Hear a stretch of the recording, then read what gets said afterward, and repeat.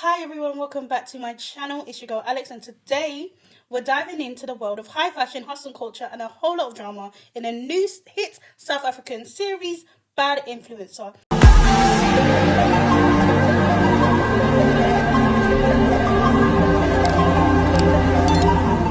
Set in the bustling city of Johannesburg, let's get into it. Bad Influencer follows BK, a talented but struggling fashion designer and a single mother, doing everything she can to provide for her son Leo, who's autistic. When her dreams begin slipping away, BK joins forces with Pinky, flashy and fearless social media influencer brought to life by Cindy. And if you know of Cindy, she was in Blood and Water and some of the shows. I don't want to get their names wrong, so I'm just not going to say their names, but I'll refer to them as their characters. Together, they start a risky counterfeit luxury handbag operation. And as you can imagine, things get messy real fast. This show is filled with hustle, ambition, and the dark side of chasing success in the digital age. Let's talk about the performances delivered. Okay, so BK, she carries the show with her heart, grit, vulnerability, and you really feel her struggles. And she's very unintentionally funny. Certain things she says is just very, very funny. Then Pinky, a mix of glam and chaos. She brings energy and unpredictability and impulsive nature to it. That's what she brings. And then Temba, he's very smooth and charismatic and adding depth to BK's world. Also, who was shocked about him being a cop? Spoiler alert. Who was shocked about him being a cop? I didn't think he was gonna be a cop. I don't know what I thought he was gonna be, but it makes a lot of sense because you shouldn't be dating if you're doing some illegal activity. You shouldn't be dating a cop. Anyways, Naomi, um, elegant, captivating. Her scenes were very. She's a very beautiful lady, so her scenes were very. She was very elegant and captivating, but then obviously she showed us also what it's like to actually be an influencer. There are some influencers, you go up to them, you ask for a picture, not me though, but people I've seen on TikTok, and you ask for a picture and they say no, and that's fine, you can say no, but like her character gives me, she's one way on camera and one way in person to friends, so I don't really like that about her character. But Flames, intense, intimidating, brings real high stakes to the story. There's a character called Bra Alex, and he is basically a henchman for Flames. And we see a moment where I don't know if it was him trying to keep him knuckling under, but that bathtub scene or swimming pool scene when he put his hand on his thigh, that was wild.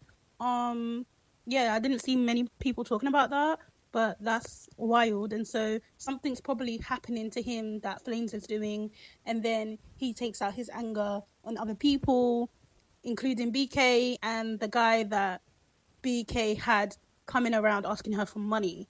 When it first starts, we are thrusted into the beginning of someone banging on, BK's door, asking her for money, knocking out her windows and stuff like that. So obviously everybody has a higher person above them. And I'm sure Flames himself probably is not even the top dog. And he has someone doing something to him or asking for money, which is why he keeps asking for money. Bra Elixir and BK, so weird. They ended up kissing in a club. It was very wild. And then she kissed him in the club and then took a taxi home and said that she missed Temba. Very wild, very messy. And Mandala, he adds weight to the story and the drama, but he's not necessarily the most important character since he's just like a sugar daddy. So he's not that very he's not that important. Though they keep saying be your own blesser, which I think it means from context, be your own sugar daddy. So they were trying to make money, make fast money, and in that BK changed, you know, and even Leo, her son, said, "You seem different." And she said, "We're not different, we're just better." Lels as comical relief meets street smarts and charm we didn't know we needed. He is very funny, Lels. And Lels, yeah, he had on his like grey wig and it ate down. He looked so good. The makeup was always looking fantastic. So I really do enjoy this show. It was deep, it was rich, it was fast paced. They got to the point very quickly. It's only 7 episodes, so you could probably watch it quite quickly. I think I'm even gonna watch it again, and if you want me to watch it again with you guys on YouTube, I will do that. I can do a reaction, but I've already watched it, so it was crazy. What really works well in Bad Influencer is the social commentary. The show digs into influencer culture and online pressure, the lengths that some people will go to maintain an image. The city, Johannesburg, looking very stylish, very alive, very vibrant, very, you know, it's a very nice backdrop to this whole operation, and it becomes a character itself. The relatability with BK and her struggles.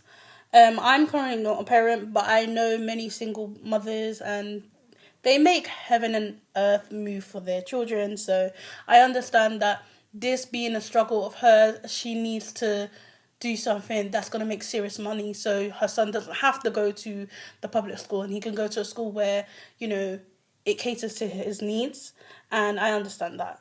Also, the Ampiano, I don't know if I'm pronouncing it right.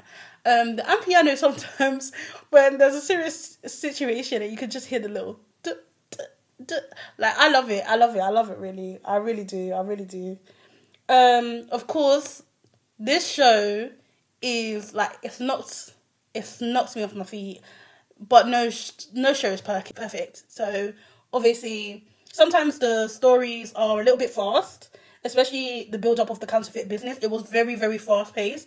It wasn't like slowly given to you. Okay, maybe she might do this, maybe she might do that. She meets Pinky. No, it comes very, very fast. But then also, that world from TV shows and movies can be quite fast. So I don't know. That could be a yay or nay.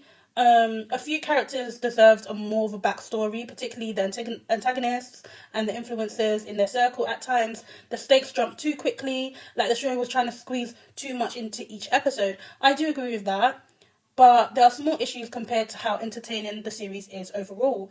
Bad Influencer is stylish, dramatic, and incredibly fun to watch. It's like a fresh take on South African storytelling, blending hustle culture, fashion, and crime into a binge-worthy experience. If you love shows with strong characters, good drama, and commentary on the modern social life, this is definitely a watch and it's worth your time.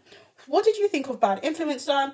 Did BK and Pinky's chaotic relationship keep you glued to the screen? Drop your thoughts in the chat. Let's discuss. Don't forget to like, comment, and subscribe. And share this video with someone who loves a good South African drama, because I do.